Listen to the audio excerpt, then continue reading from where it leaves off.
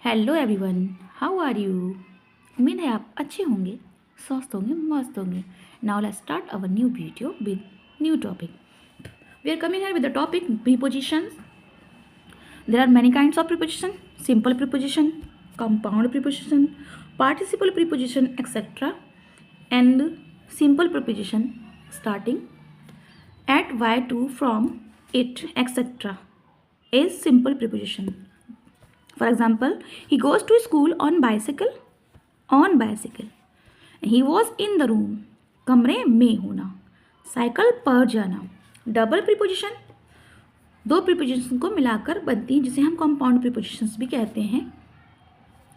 Double preposition into, in plus to, up plus on plus to, out to, of.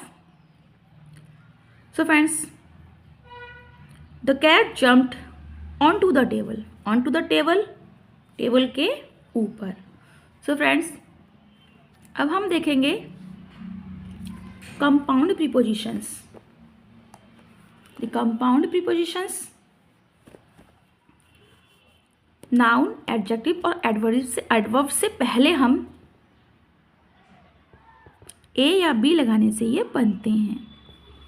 जैसे ही is sitting beside me.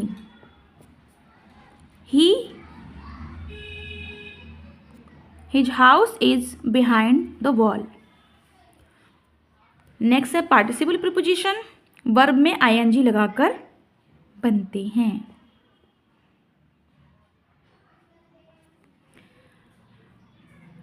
Considering, during, bearing, regarding, etcetera. Considering his poverty, manager gave him loan. Next one is friend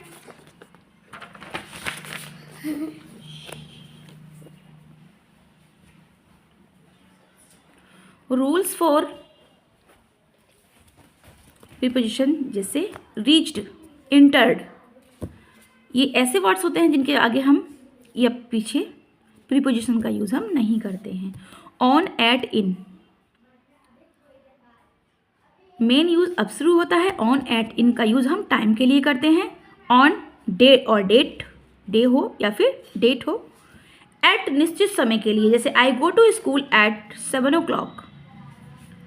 in अनिश्चित समय के लिए, I will return in few day, कुछ दिनों में आ जाऊंगा, नहीं पता है कितने दिनों में, तो हम यूज करेंगे इन.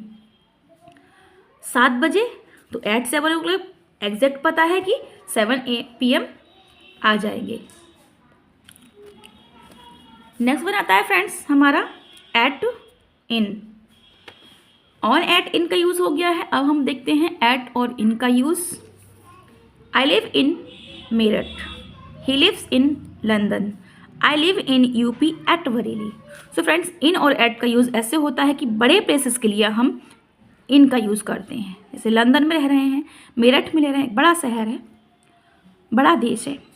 लेकिन यूपी एक बड़ा स्टेट है. स्टेट के अंदर छोटे से शहर में जब हम रह रहे हैं तो वहाँ छोटी चीज़ के लिए हम हमेशा एट का यूज़ करते हैं. नेक्स्ट आता है इन और इनटू. हिंदी क्या होती है? में. अच्छा, एट और इन हम हमेशा प्लेस के लिए लगाएंगे, तभी इस रूल का यूज़ करेंगे. नेक्स्ट वन इज इन और इनटू, यानी में. इन स्थिर वस्तु के लिए और इनटू मूविंग ऑब्जेक्ट्स के लिए यूज़ किया जाता है. Use of it.